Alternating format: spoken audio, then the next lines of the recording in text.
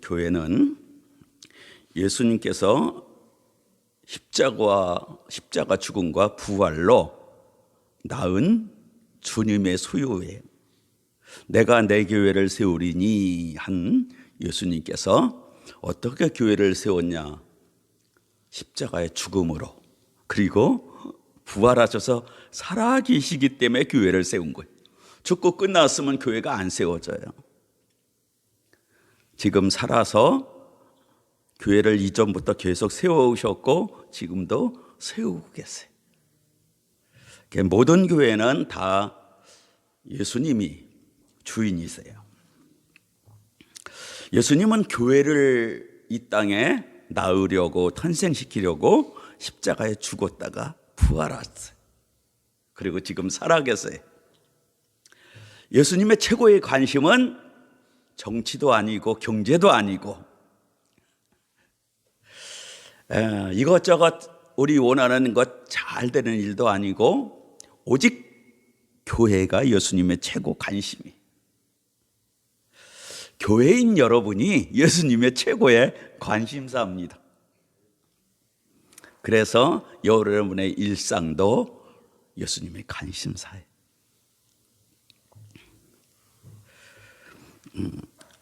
예수님이 살아계시기 때문에 그의 제자였던 사도들을 또 이후에 불렀던 사람들을 통해서 계속 교회를 위해 말씀을 전하게 하시고 교회를 위해서 편지하게 하셨어요. 오늘 우리 4절 한번 읽어봅시다. 시작. 요한은 아시아에 있는 일곱 교회에 편지하노니 이제도 계시고 전에도 계셨고 장차 오실 이와 그의 보좌 앞에 있는 일곱 영과. 아멘. 아멘. 사도 요한이 아시아에 있는 일곱 교회에 편지합니다. 그런데 자기 마음대로 갑자기 편지한 게 아니에요. 오늘 본문 그 밑에 9절 이하에 보면 부활하신 주님, 교회의 주인이신 주님께서 너 아시아에 있는 일곱 교회에 편지해라. 당시에 아시아에 있는 아시아 주 터키 쪽에 있는 일곱 교회예요.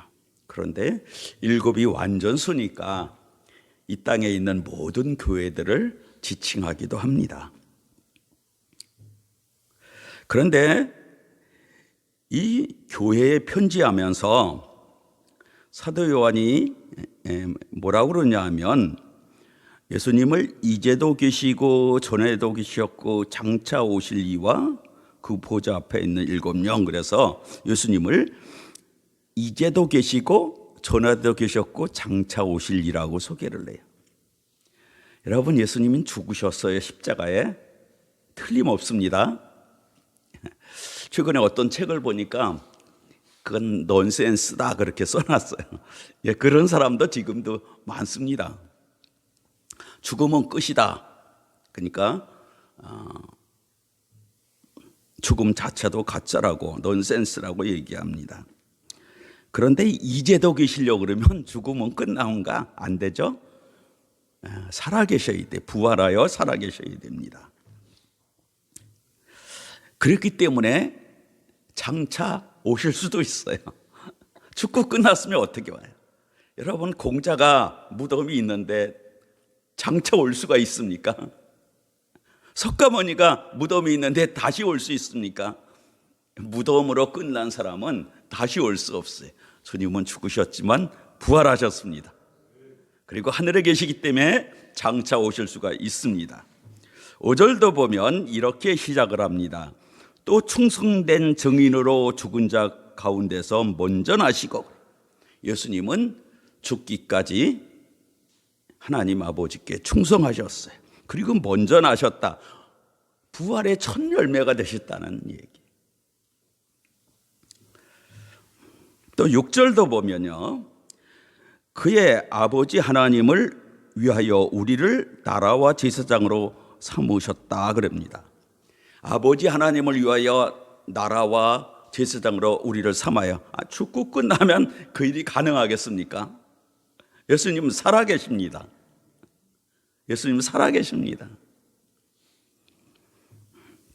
그래서 지금도 우리를 그의 나라와 제사장으로 삼으시는 거예요. 7절도 보세요. 7절도 볼지어다 그가 구름을 타고 오시리라 그래요. 각 사람이 그를 보겠고 그를 찌르는 자도 봅니다. 예수님께서 마태복음에서 2번이나 말씀하시고 사도행전에서도 말씀하셨고, 예수님은 다시 오실 때는 구름을 타고 오십니다. 그래서 그때 이미 죽었던 사람도 다 살아나요.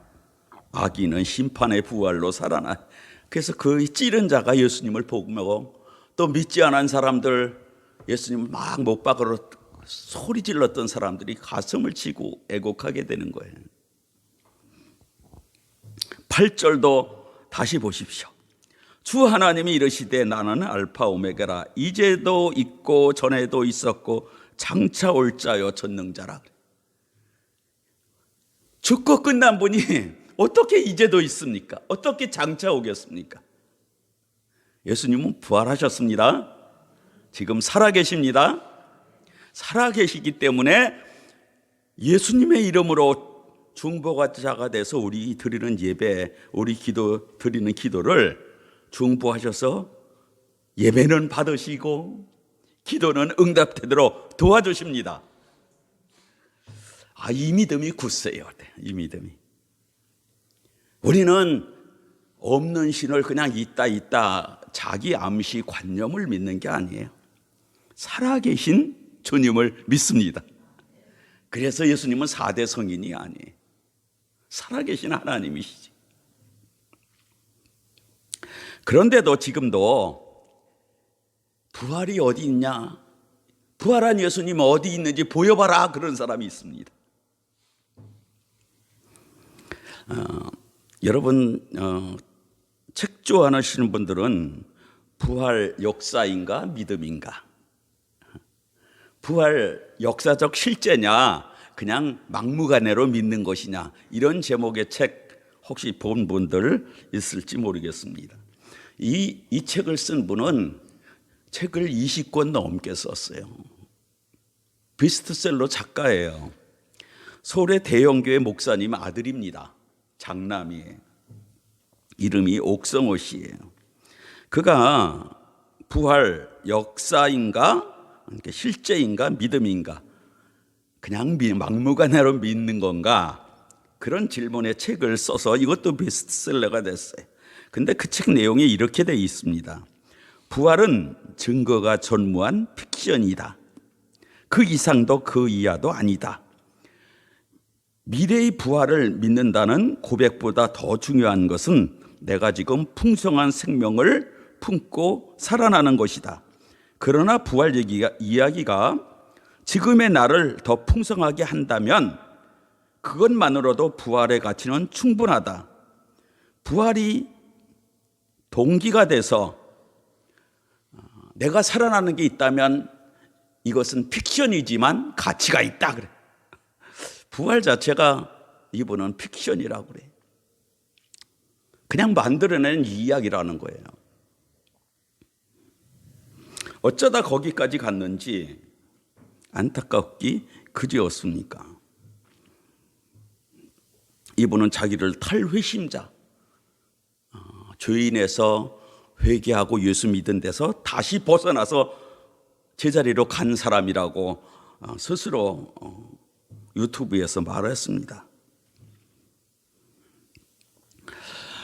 책을 쓰려면 그래도 논리가 있어야 되기 때문에 다양한 걸 연구하고요, 뒷받침이 될 만한 많은 자료들을 또는 논리 정연하게 주장합니다. 그가 나름 연구하여 부활의 증거가 전무한 픽션이다, 그렇게 결론을 냈는데 과연 그럴까요? 여러분, 부활이 픽션이다, 그냥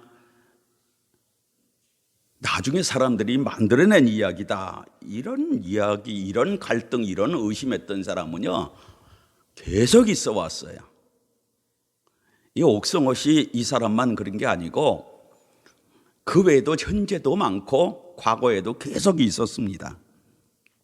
그러나 부활이 정말 픽션인지 역사적 사실인지를 진지하게 탐구했던 사람들은 대체로 답을 얻었어요. 바라건대 옥성호 씨도 꼭 그러길 바라요. 기독교는 진리를 찾아가는 일을 두려워하지 않아요. 먼저 성경이 진리이기 때문에 그것을 얘기했는데도 의심하고 안 믿는 때 대화하고 진리를 찾도록 돕는 일을 두려워하지 않아요. 얼마든지 그렇게 할 수 있습니다. 찰스 콜슨 워터게이트 사건 때문에 감옥에 갔던 그분도 감옥에서 예수님을 만났어요. 성경을 보고 예수님 만나고 부활을 믿었습니다. 리 스트로벨이라고 잡지사의 아주 제일 젊은 유능한 사람으로 결혼했던 예수는 역사인가는 책도 쓰고 영화로도 나오게 했던 그분도 얼마나 철저하게 전 세계를 다니면서 부활이 사실인지 증명해서 예수 믿는 아내를 거꾸로 데리고 나오려고 애썼던 사람인데 결국은 예수를 믿었습니다. 그 외에도 조시 맥데웰, 제이 워너 웰리스 등 각 나라 각 다양한 사람들이 예수님의 살아계심을 의심하고 연구하고 답을 찾아보려다가 예수님 만났어요. 이전에 유명했던 영화 배너 그것을 쓴 작가도 허구를 예수님이 허구인 줄 알고 찾아다니다가 예수님 만나고 부활이 사실이구나. 그리고는 책을 쓴 것이 유명 영화가 됐습니다.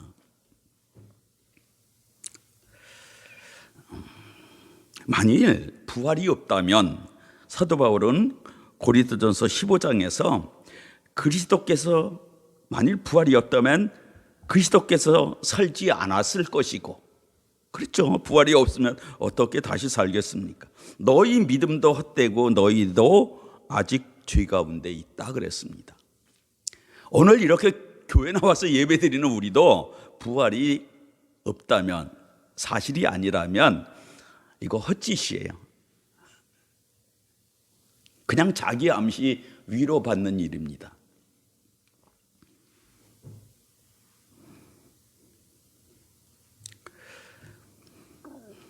만일 예수님이 부활하지 않았다면 당대의 사람들도 부활하신 예수님을 만날 리가 없겠죠. 뿐만 아니라 그 예수님을 전하다가 모진 고난을 당하고 죽음의 자리까지 나가지 않았겠죠.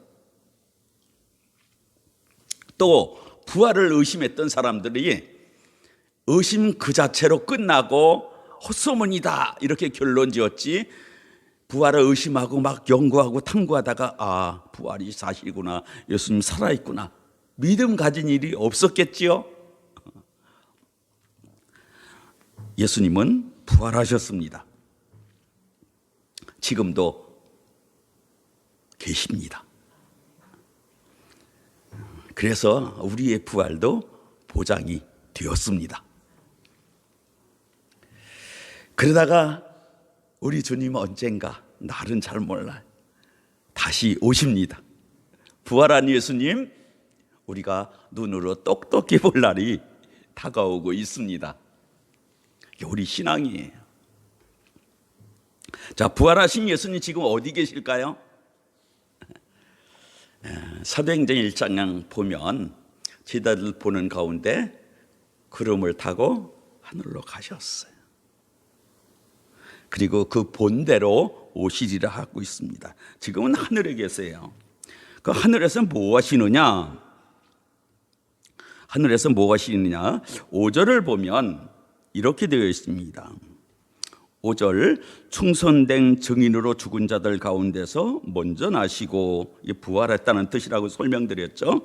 땅의 임금들이 머리가 되신 예수 그리스도로 말미암아 은혜와 평강이 너희에 있기를 원하노라 그랬습니다. 지금 하늘에서 뭐 하냐 하면 땅의 임금들의 머리로 계세요. 이게 무슨 뜻이냐면요, 권세 가진 땅의 사람들을 다스리고 있다는 거예요. 그러니까 우리 대통령 선거하는데 내 뜻대로 될 것 같지만 권세를 세우는 예수님 뜻대로 됩니다. 누구든지 뽑히고 나면 예수님 뜻이구나 인정을 하시길 바랍니다. 내 마음에 들어야만 인정하면 권세, 임금들을 세우시는 예수님의 뜻이 이루어진 것과 충돌하는 거예요. 또 하늘에서 무엇을 하시냐면 5절 중간에 있는 대로 그 예수 그리스도로 말미암아 은혜와 평강이 너희에게 있기를 원하노라 한 대로 하늘에서 지금 은혜와 평강을 주고 계십니다. 누구에게 줍니까? 그의 교회에. 예수님을 구주와 주님으로 믿는 바로 여러분들에게 은혜와 평강을 주고 계십니다. 예수님은 하늘로 가신 후에 교회에 늘 은혜와 평강 주기를 원했습니다. 그래서 예수님을 믿는, 예수님이 부활한 예수님을 만나고 믿었던 사도들이 편지할 때 그 편지의 서두에 또 중간에 은혜와 평강이 있기를 원하노라 이런 축복 기도가 많이 반복되고 있어요. 에베소서 1장 2절도 하나님이 우리 아버지와 주 예수 그리스도로 말미암아 은혜와 평강이 너희에게 있을지어다 했습니다. 주님은요, 교회에 있는 우리에게 은혜와 평강 주기를 원하십니다. 은혜는 뭡니까? 자격이 없는 자에게 거저 베푸는 것. 공로 때문에 주는 게 아니에요. 은혜는 공로가 없는 사람, 공력이 없는 사람에게 거저 주는 하나님의 호의가 은혜예요. 평강은 무엇입니까? 하나님의 은혜를 받은 사람이 누리는 영적인 풍요로움이, 그것이 평강입니다. 은혜와 평강은 항상 쌍으로 붙어 다녀요.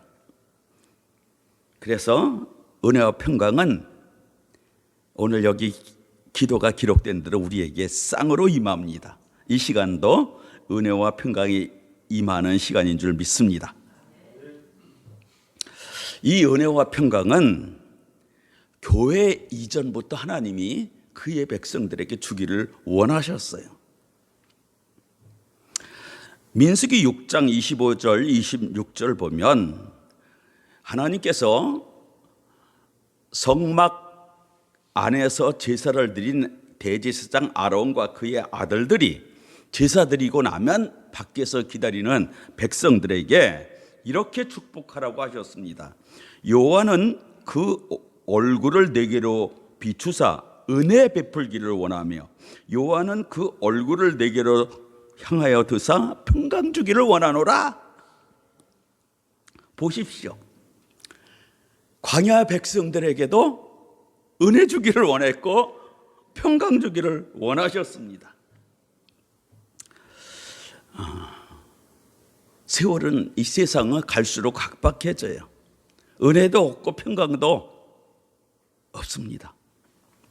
예수님은 이 각박한 세상에 은혜와 평강을 가지고 오셨습니다. 요한복음 1장 16절 우리가 다 그의 충만한 데서 받으리니 은혜 위에 은혜로라. 예수님은 은혜를 충만하게 가지고 오셨어요. 주다가 이제는 다 거덜났다, 뒷사람들은 돌아가세요, 그런 적이 없어요. 예수님의 은혜는 충만한 은혜, 담이 없는 은혜, 누구든지 목마른 자마다 다 마시게 하는 은혜입니다. 예수님은 은혜 받았는데 평강을 못 누리는 일이 없도록 하시고, 은혜를 받았는데 평강을 잃어버리면 다시 평강 주시길 원하세요. 예수님은 탄생 때부터 천사들이 이렇게 말했어요. 땅에서는 기뻐하심을 입은 사람들 중에 평화로다. 모두가 평화를 누리지는 않지만 하나님이 그의 백성, 기뻐하는 사람들에게 평화 주러 오시는 분이라고 천사들이 소개를 했어요. 또 요한복음 14장 27절, 이제 곧 십자가에 달릴 걸 예고하는 마지막 만찬석상에서 근심 가득한 제자들을 향해서 평안을 너희에게 끼치노니 곧 나의 평안을 너희에게 주노라 그랬어요. 예수님은 늘 평안을 가득히, 이 은혜와 평안이 쌍인데 은혜가 충만하게 가지신 예수님은 평강도 충만하게 가지고 있어. 요한복음 20장, 부활하신 예수님께서 예수님 죽고 끝났는지 알고 두려워하고 숨어있는 제자들을 찾아가서 제일 먼저 하신 말씀이 뭡니까? 평강이 있을지어다. 은혜 받은 너희가 왜 평강 잊어버렸냐? 회복하라고 평강이 있을지어다. 영적인 부요함을 계속 누리라고 선포해 주셨습니다. 그러나 은혜와 평강은 아무나 받는 게 아니에요. 하나님이 기뻐하는 사람들, 예수님을 믿고 따르는 사람들만 받습니다. 특권이에요. 예수님은 우리가 구하기 전부터 은혜의 평강 주려고 항상 대기하고 있어요. 마음을 여세요. 은혜 주시겠구나. 영적인 풍요로운 누림이 있도록 평강 주시겠구나.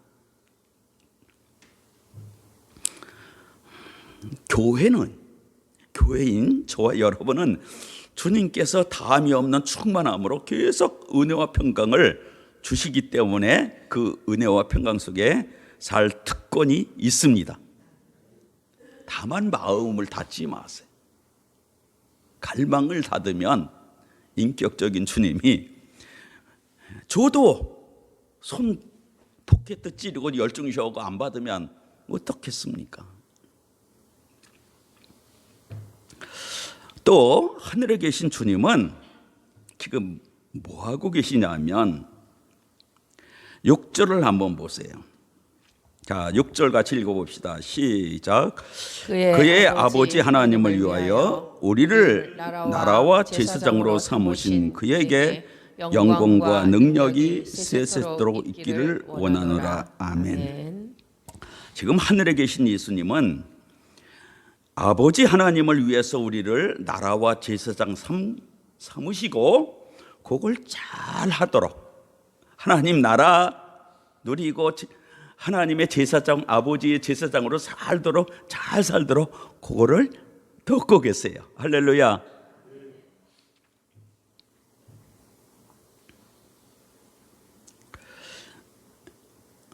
죽으시고 부활하여 자기 백성을 값주고 사서 소유 삼으신 예수님께서 하늘에서 그의 영을 보내시고 우리를 나라와 제사장으로 삼았습니다. 난 잘 모르겠는데요. 잘 모를 수도 있어요. 그러나 내가 잘 모른다고 사실이 아닌 건 아니죠. 내가 처음 태어나서 내 부모도 잘 모르면 대한민국에 사는 것도 잘 모를 수 있어요. 그러나 그렇다고 내가 대한민국 백성 아닙니까?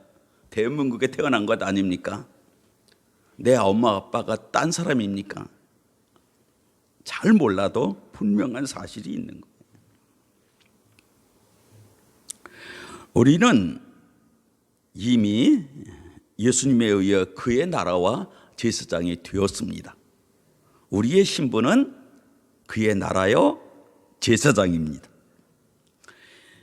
하나님께서 그의 백성을 그의 나라와 제사장으로 삼는 것, 이것도 하나님이 가졌던 오래된 꿈이에요. 출애굽기 19장 5, 6절에 세계가 다 내게 속하였나니 너희가 내 말을 잘 듣고 내 언약을 지키면 너희는 모든 민족 중에서 내 소유가 되겠고 너희가 내게 대하여 제사장 나라가 되며 거룩한 백성이 되리라. 너는 이 말을 이스라엘 자손에게 전할지니라. 하나님께서 모세에게 이 말을 전하라고 하는 것입니다. 그들을 내 소유 삼고 내 제사장 삼겠다고 하나님께서 이스라엘 백성에게 전하라고 하나님의 꿈이고 결정이었습니다.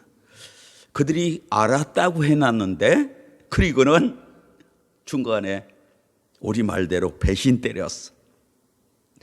하나님만 내 하나님 삼겠다고 그러고 하나님 좋아 그러면 나도 너희가 내 백성이다 그랬는데 하나님은 여전히 그들을 내 백성이라고 불렀지만 그들은 유익에 따라서 하나님을 버리고 우상에게로 나갔습니다.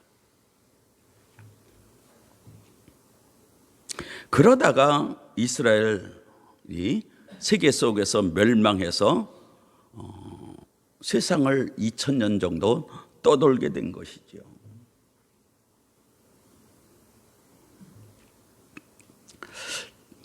그러나 교회는 실패하지 않는 하나님 나라의 제사장입니다. 왜 그렇습니까? 예수님 살아계시는데 예수님이 하나님 나라세요. 예수님이 하늘의 대제사장이세요. 교회는 그분이 부른 다음에 하늘에서 너희끼리 나라하고 제사장 해라 그거 아니에요. 예수님은 교회의 머리세요. 한 영으로 계세요. 그래서 교회는 하나님 나라를 누리는 것과 제사장으로 사는 일에 실패하지 않습니다. 예수님이 영원토록 살아있기 때문에 더러 우리같이 실패하는 그림이 조금씩 보여도 길게는 실패가 없어요. 금요일에도 말씀드렸지만 큰 배를 타고 배가 이제 부산에서 제주도 가는데 그 안에서 남쪽 방향 아니고 나는 북쪽으로 걷는다고 북쪽으로 가는 겁니까? 결국은 배 가는 쪽으로 가는 거예요.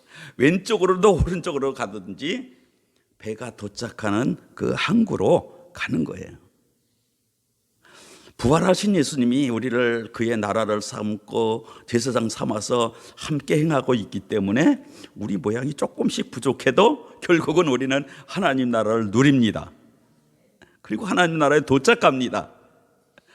우리 삶이 제사장적이었다 아니다를 오가더라도 변함없이 하나님 아버지를 위하는 제사장으로 살게 됩니다.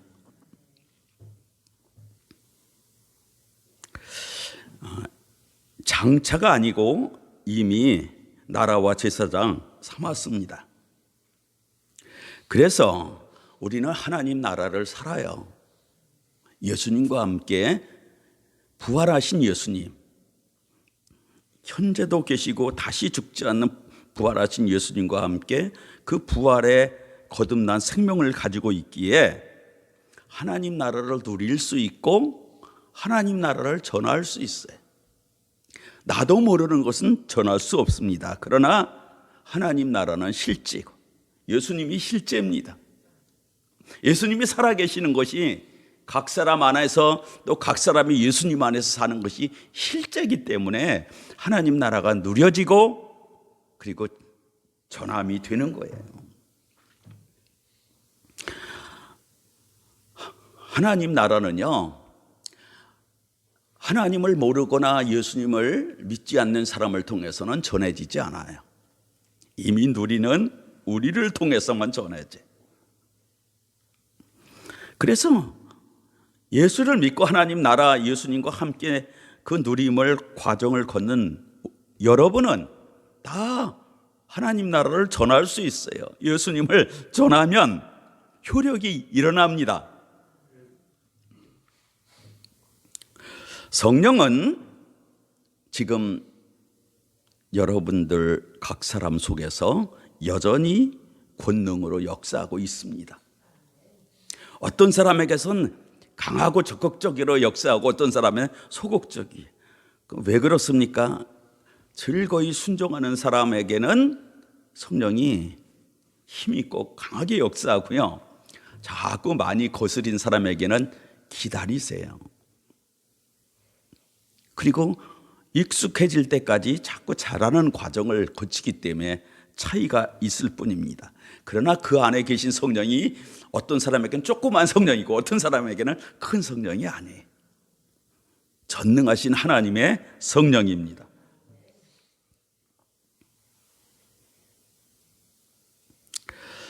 성부 하나님, 성자 예수님, 성령 하나님은 다 우리 안에서 우리 밖에서 하나님 나라를 누리게 하며 또 우리를 통해서 하나님 나라를 전파하도록 돕고 계십니다.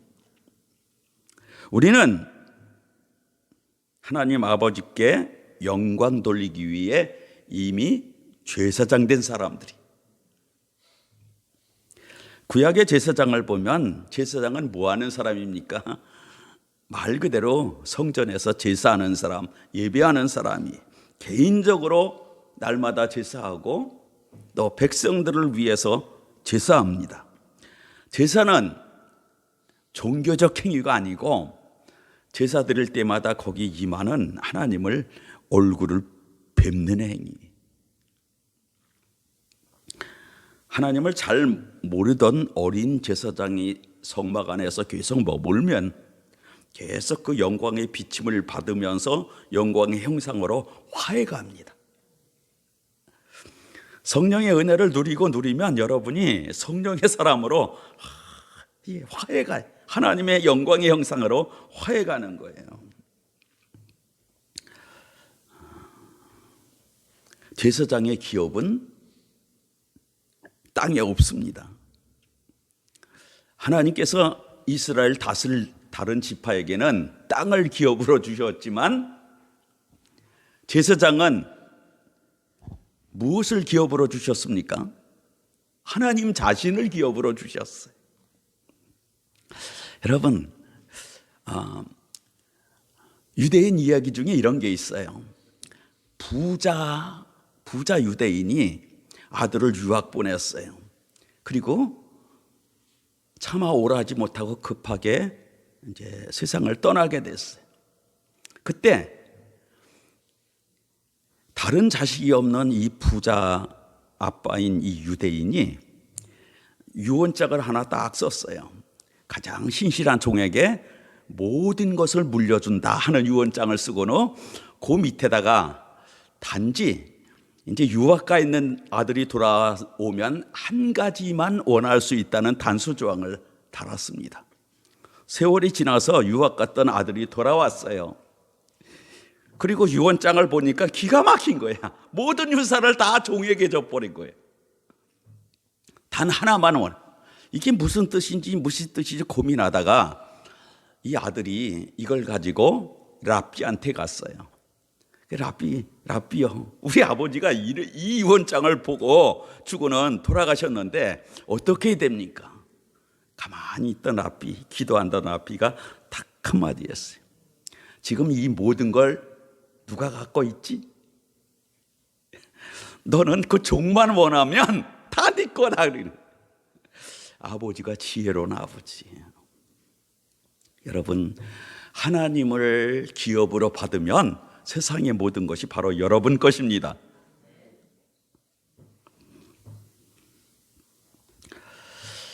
이 세상만 아니라 하늘에도 여러분은 모두 하늘의 것을 모두 주기 위해서 우리 주님께서 있을 것을 예비하고 기다리고 계세요. 우리 주님은 이제도 계십니다. 전에도 계셨지만 이제도 계시고 장차 다시 오십니다. 그 예수님은, 이제도 계신 그 예수님은 지금 여러분에게 계속 은혜와 평강 주기를 원하십니다. 교회인 여러분, 성도인 여러분이냐, 은혜에 목마르지 않아도 돼요. 언제든지 은혜에 배부를 수가 있어요. 언제든지 영적인 풍요를 누릴 수 있습니다.